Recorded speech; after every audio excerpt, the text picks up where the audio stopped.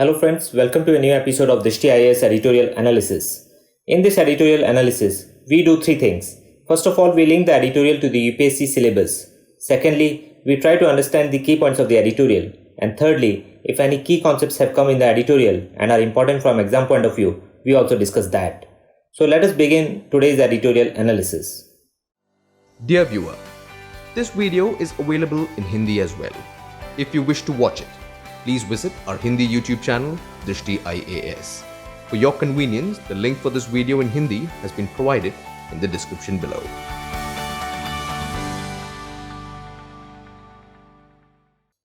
We have taken today's editorial from Times of India and it has come on 24th of July. The title of the editorial is Dissent Contempt, and it says that Supreme Court is too big an institution to be undermined by one man's criticism. Now let us look at its linkage with the syllabus. So it links directly with GS paper 2, where we have constitution and polity as important areas of the syllabus. Under this, it links directly with the judiciary. As here in this editorial, we will be dealing with the contempt powers of the Supreme Court and the High Courts given under the Constitution. So after establishing the linkage with the syllabus, let us see the key points of the editorial. Before moving on to the key points of the editorial, let us understand what the issue is all about. So Mr. Prashant Bhushan, who is a noted lawyer and a civil rights activist, he is accused of contempt of court for his two tweets, which has made a bench of the Supreme Court to initiate suo motu contempt proceedings against him. And in this case, the platform Twitter, which was used for making those tweets by Mr. Prashant Bhushan, has also been impleaded as a guilty party. Now in this particular case, the Supreme Court bench has taken serious objection to the tweets made by Mr. Prashant Bhushan.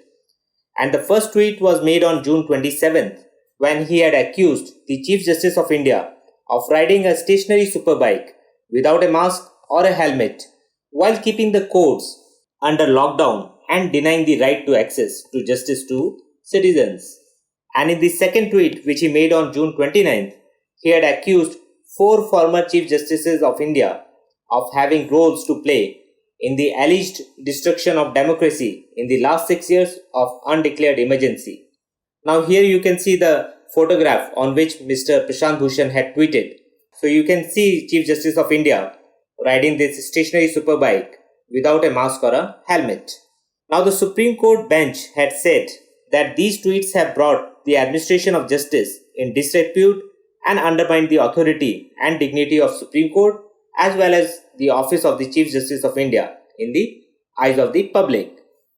And here we should note that contempt proceedings by itself violate the principle of natural justice, which say that nobody should be a judge in one's own case. And when the courts apply this contempt of court proceedings, they are a judge in their own case. Also, many countries like the US, the UK, they have done away with the contempt proceedings, while India continues to have it on its statute books. So after this background, let us see the key points of the editorial. The editorial says Supreme Court is too big an institution to be undermined by one man's criticism, and rightly so. And Mr. Prashant Bhushan has been accused of contempt of court multiple times. In fact, currently 2 cases of contempt of court are running against him.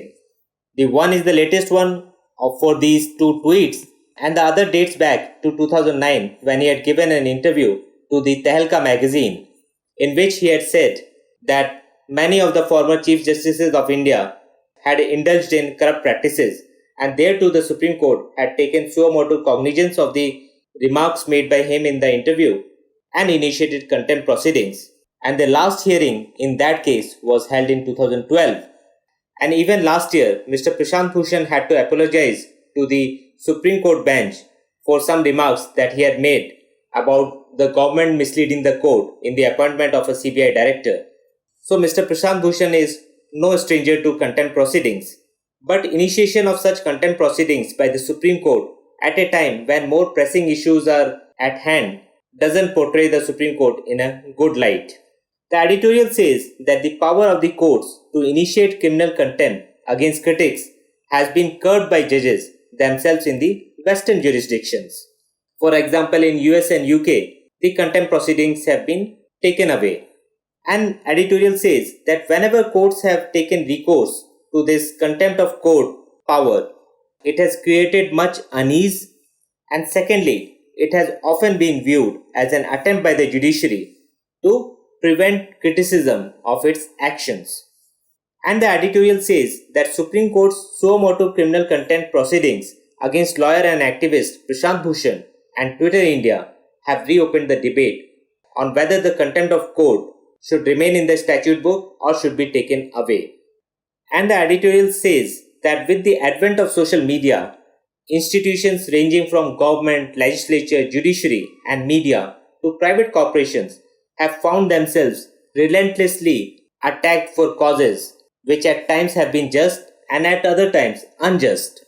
Because the nature of social media is such that there is no regulation and there cannot be proper regulation of the social media. And in between of this explosion of unregulated content on the internet, authorities have to strike a balance between free speech and public interest. And the editorial says that for decades, Supreme Court has helped to carve out a space for free speech amid India's hotly contested public spaces.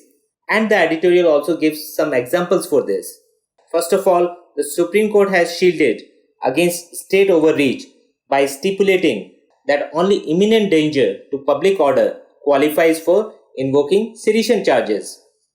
So the sedition laws under section 124A of the Indian Penal Code, they are a favorite of the politicians and the police to curb dissent, but Supreme Court has protected the freedom of speech in this case, that only a speech or actions that threaten imminent danger to public order can lead to invoking of sedition charges.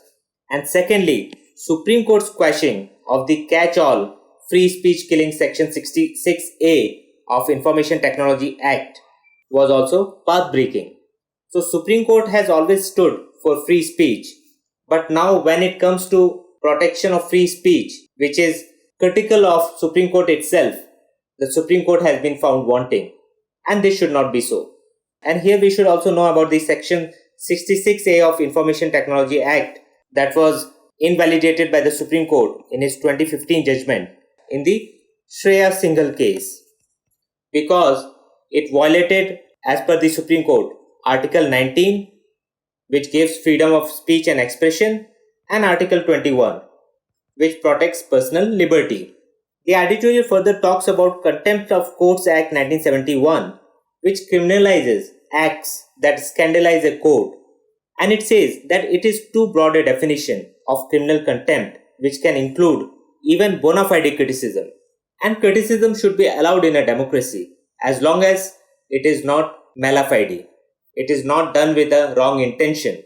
And the editorial says that United Kingdom has scrapped this provision in 2013, and this is important because most of the provisions of India have been taken from the British system.